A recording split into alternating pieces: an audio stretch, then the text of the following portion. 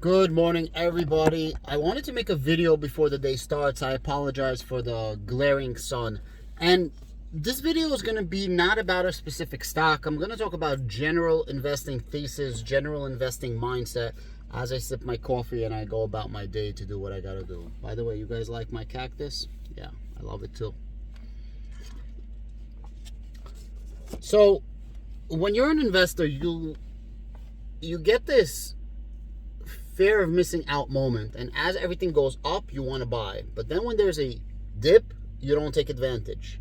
A lot of people like, I wish a stock goes down, any stock, and when that stock goes down they don't take advantage, they don't end up buying. And this is a flawed way of investing. If this is the type of investor that you are and you don't take advantage of the dips, which I'll go into in just a moment, the simplest thing to do to rectify this is DCA. You know, my nephew asked me, hey, Uncle Adam, how do I get into investment? He just turned 18. A shout out to him. He just got himself a beautiful vehicle as well. So, the first thing I told him is DCA into a position. Even if it's $1 a day, remember, everybody has different amounts. Just set it up, buy every single day. If you're not able to capitalize on down days. As the market's going up, everybody's running to buy. Palantir's at $20, people are running to buy. Palantir drops to $17, nobody's buying. It's the funniest thing. Same thing happened when Palantir was at $20, everybody wanted to buy. Palantir dropped all the way to, 15, 10, 7, 8, 6s, nobody was buying. Then when Palantir runs back up to 20, everybody wants to buy. It's absolutely flawed. You should take advantage of the dips when the dips are not merited. Let me explain to you what happened. There were two major events. Number one, the U.S. bond market was downgraded from AAA to AA+.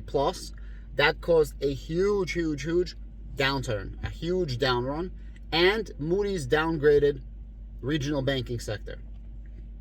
This happened 2 days ago, if I'm not mistaken. So you had two big events that are basically nothing burgers. Moody's reiterated what we already knew about the banking sector, and this downgrade was from one of the smaller grading companies. So you have two huge opportunities. Let me explain to you. NASDAQ was up nearly 6% for the month. Now NASDAQ is up like 1.5% for the month. Now, these are smaller percentages, but you got to remember, this is an entire indices, right? S&P 500 as well. S&P 500 was up like 4%, and now it's only up 1% for the last month. SoFi is down 10% for the week. Palantir is down 15% for the week. And out of all of these, I think HIMS is the best possible value, that it's literally at $7 and something. It went all the way from $3 to $12.50 or something, and now it's down to like $7.50. I bought in much more SoFi, where I did an options play on SoFi. I shared it with my channel members, so if you're a channel member, definitely go check out that video about the SoFi's options play. And actually today we're about to get market open for Marqeta. I have a feeling that our options for Marqeta is going to take off. Maybe I will trim that and buy more leaps for HIMS. But the point is, you guys need to take advantages. You guys, you girls need to take advantages of dips, especially if the dip is unwarranted, okay? So, SoFi's dip.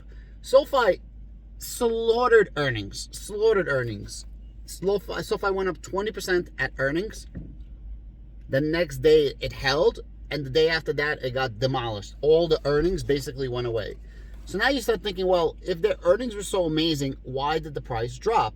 It's part of a broader market. So in my opinion, you're getting a 20% discount on SoFi because SoFi absolutely brutalized, murked earnings. Why are you guys not taking advantage of it? Guarantee you SoFi is going to hit $12, $15, and everyone's going to say, I wish SoFi was back at $10. I would buy so much. No, you won't. No, you won't. You guys are full of shit. So you guys have to change your mindset. And the reason why I'm doing this is because everybody asks me all the time, hey, Adam, what's an investment strategy? And I can't give you guys advice. I'm not a financial advisor, nor would I want to give you guys financial advice, because you guys wouldn't listen, first of all, and you guys are a bunch of crybabies. You guys complain about everything. So you guys have to really figure out what works for you. And one of the best investment strategies is taking advantage of unnatural dips. Okay, especially when you have these nothing burgers with these, reiterating that the regional banking sector is going to go down. So they reiterated that the regional banking sector is going to go down. I personally love Truist Financial. This is essentially my retirement stock, if you want to call that, where I keep, selling covered calls, putting the money into Truist Financial. Truist Financial gives me another 6.5% dividend, and it's a never-ending money glitch. But you guys don't have to pick that. But that's my play for the regional banking sector that took a hit yesterday. So guess what I'm doing? I'm DCAing. I'm taking advantage of that dip, right? And that's what you guys have to do as investors. So now you have discounts essentially on your favorite stocks. Yes, SoFi ran up. Yes, Palantir ran up. Yes, a number of other stocks ran up. But they all just took a shit. There's a dip opportunity. Robinhood went up like crazy. Robinhood probably gave one of the best earnings that they had. Finally reached GAAP profitability. Robinhood takes a massive shit. Robinhood is a buy the dip opportunity. But I promise you, Robinhood is going to run up to $15 if it runs up to $15, and you guys are going to cry. I wish Robinhood was under $10. PayPal, same thing. A lot of us bought PayPal options. Some people didn't get a chance to get into PayPal options. PayPal ran up like crazy. I was up like 300-something% of my options, and then it took a shit after earnings. Now, some things are warranted, some things are not warranted. The point is, you need to come up with a decision of what is warranted and what is not warranted. And I know, I'm sorry if I'm getting too philosophical here. I'm sorry if I'm getting, too much into detail, but I'm just watching out for people that always say, hey, Adam, what do I do? Is it too late to invest in this company? Is it too late to invest in that company? And I can't tell you if it's too late or not. Who the F knows?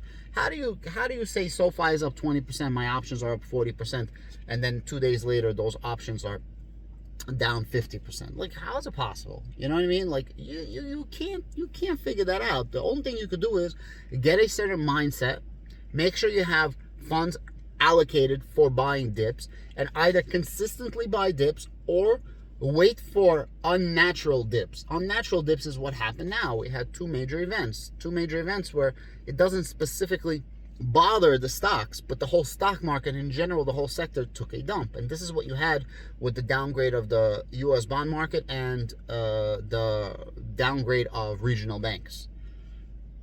How many of you guys took advantage? I don't know. People like, Adam, are you still buying SoFi? Are you still buying Palantir? No, I'm not buying either one of them. Why? It's not that they're not a great company, but I already bought. When? When it actually dipped, and I took advantage of the dip. When you guys were sitting on the sidelines still thinking, what are you guys going to do? What are you guys not going to do? Because you guys don't take advantage of dips. You don't take advantage of momentums. You don't take advantage of lack of momentum. I was taking advantage of Palantir when Palantir was still $7, $8. I was buying all the way down. SoFi also, I was buying at like $5 and change, and I came in a little too late. PayPal, I started getting into the options when it was like low 60s as well. Hymns, I had a shit ton of hymns, still have hymns, but I refuse to buy the dip. So people are like, oh, Adam, it dipped to $11, it dipped to $10, it dipped to $9, it dipped to $10. And I'm like, I'm not buying. Why? Because I already bought at $3. So why would I need to take advantage of the mini dips if I already have a nice position? You understand what I'm saying? So when there's huge opportunities, nobody takes advantage. And then when the stock goes up, everyone's running to buy the stock. And then it runs up so much, you're like, oh, can I chase the train? Well, I got a news story for you. Trains don't always go forward. Sometimes trains stop. Sometimes trains need maintenance. And if they miss somebody back there, they'll go back a stop to pick them up. You understand what I mean? So understand this little philosophy when it comes to investing. And if you're not chasing the train, if you're not chasing the stock, you're giving yourself a lot of defensive awareness or defensive cushion, whatever you want to call it, because if the stock does run back, you're okay. Like Palantir went from 20 to 17. I'm still profitable because I was buying on the way down. And as the price starts going up, you DCA less or don't DCA at all because you already filled up your position. Also, don't fall in love with one specific play. You can have a favorite play. Obviously mine is Palantir, but I have many other plays. There's a lot of opportunities. There's still a lot of opportunities. And investing in stocks is not a get-rich scheme. It's not an overnight get-rich. Yes, stocks can go up 100, 200, 300%, 400, 500, 600. If you're playing options, 10x. Yes. Is that the norm? No. And unfortunately, most people don't know what the fuck they're doing. So most people are going to lose money. One last thing.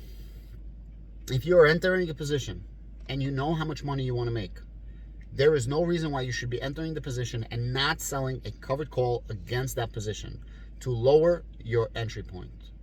Offset the stock price, especially if the stock price is high, with selling a covered call on said stock that you're buying to take the premiums to be able to buy more shares of said stock.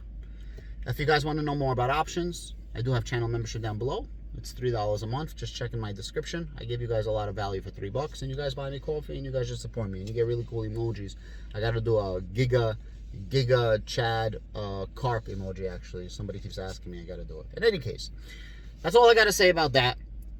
Change your mindset if you don't want to be broke for the rest of your life. And this has to do with a lot of different things, not just stocks. Also, crypto and things like that. That's great. I'm talking to you guys, and this guy like completely fucks up my car opening up his door. It's fucking great. You can't make this shit up, bro. I'm literally sitting here and this guy slams on my Lexus with his Civic. In any case, it's all good. Let me go do whatever I gotta do. Change your mindset. Don't be broke. Nobody's gonna give you shit. Earn every single thing in this world. Have a great day.